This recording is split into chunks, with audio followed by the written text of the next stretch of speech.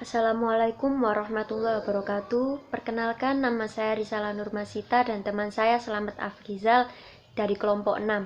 Di sini kami akan memaparkan materi tentang pembelajaran bahasa dalam masyarakat dwibahasa. Manusia sebagai makhluk sosial selalu berinteraksi dengan orang lain. Komunikasi melalui bahasa memungkinkan seseorang dapat menyesuaikan diri dengan lingkungan sekitarnya.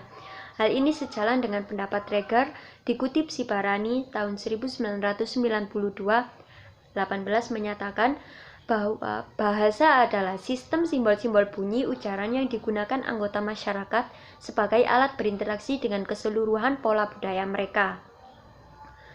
Bahasa sebagai sebuah gejala dan kekayaan sosial yang akan terus melaju, sejalan dengan perkembangan pemakaiannya.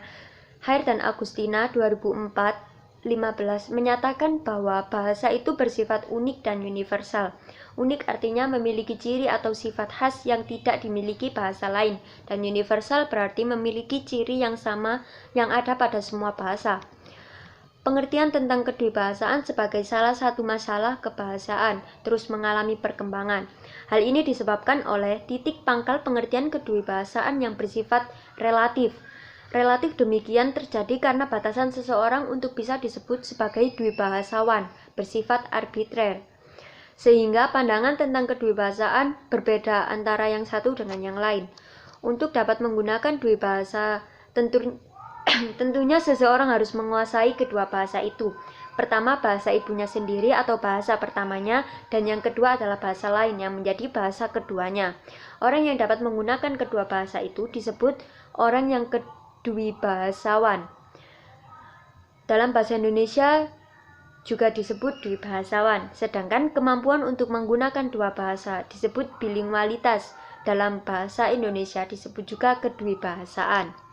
Sehubungan dengan hal tersebut, penulis akan membahas pengertian kedwibahasaan sebagai pembagian kedwibahasaan, konsep dan kategori pemilihan bahasa, faktor pemilihan bahasa, pendekatan pemilihan bahasa, dan cara mengukur kedwibahasaan. Beberapa ahli yang mencoba memberikan definisi kedwibahasaan. Ahli satu dengan ahli yang lain kadang-kadang berbeda pendapat. Pendapat beberapa ahli akan saya paparkan berikut ini. Menurut Robert Ledo, kedwibahasaan merupakan kemampuan berbicara dua bahasa dengan sama atau hampir sama baiknya. Cara teknis pendapatan ini mengacu pada pengetahuan dua bahasa, bagaimanapun tingkatannya oleh seseorang. Dan menurut McKay, pemakaian yang bergantian dari dua bahasa atau lebih. Dan menurut Hartman dan Stock, pemakaian dua bahasa oleh seseorang penutur atau masyarakat ujaran. Menurut Bloomfield, kedwibahasaan yaitu kemampuan untuk menggunakan dua bahasa yang sama baiknya oleh seseorang penutur. Dan menurut Haugen, kedwibahasaan yaitu dwibahasa atau mengetahui dua bahasa.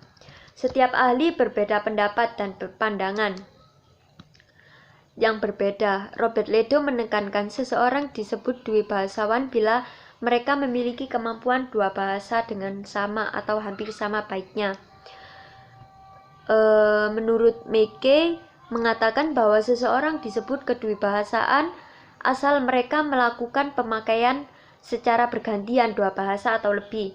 Menurut Hartman dan Stock menyatakan bahwa seseorang disebut dwibahasawan apabila terjadi pemakaian dua bahasa oleh seseorang penutur atau masyarakat ujaran. Dan menurut Bloomfield menekankan bahwa seseorang baru disebut dwibahasawan apabila mereka memiliki kemampuan menggunakan dua bahasa yang sama baiknya. Dan Haugen menekankan bahwa seseorang sudah dapat disebut dwibahasawan asal tahu dua bahasa. Di sini saya akan melanjutkan pemaparan dari rekan saya yaitu Risala Nurmasita. Faktor-faktor kedwibahasaan. Adanya kedwibahasaan karena dipengaruhi beberapa faktor ekstern yaitu pergaulan hidup di keluarga, pergaulan di masyarakat, serta kemajuan teknologi, komunikasi, dan transportasi. Sedangkan faktor intern yang mempengaruhi ragam kedwibahasaan seseorang adalah tahapan usia pemeroleh usia belajar bahasa kedua berdasarkan konteks, berdasarkan hakikat tanda dalam kontak bahasa, tingkat pendidikan, keresmian komunikasi, dan kesosialan. Lalu tipe-tipe pemeroleh kedewibahasaan. Kedewibahasaan mempunyai tipe dan klarifikasi dalam persebarannya, antara lain adalah tipe ketersebaran perorangan dalam masyarakat, karena jika seseorang berpindah dari satu tempat ke tempat yang lain atau tempat yang baru akan membawa dialek yang baru juga. Kedua adalah tipe horizontal dan vertikal, di mana suatu bahasa yang sama tetapi digunakan oleh penutur yang sama dalam kehidupannya sehari-hari untuk berkomunikasi dengan penutur yang berbeda. Ketiga, cara terjadinya tipe kedewibahasaan dapat dibedakan dari kedewibahasaan alamiah dan kedewibahasaan utama. Terakhir adalah tipe kemampuan memahami dan mengungkapkan suatu informasi yang diperoleh dari orang lain, baik secara aktif maupun pasif. Ya, mungkin itu saja pengertian kedewibahasaan dari kelompok 6. Jika kelompok 6 ada salah-salah kata, mohon maaf. Saya tutup presentasi dari kelompok 6. Dan mungkin satu lagi tambahan dari saya, yaitu link PPT akan terpisah dari video agar kalian bisa fokus dengan penjelasan dari saya dan rekan saya dan tidak terfokus kepada PPT. Kalian bisa melihat PPT-nya di link di bawah. Oke, terima kasih.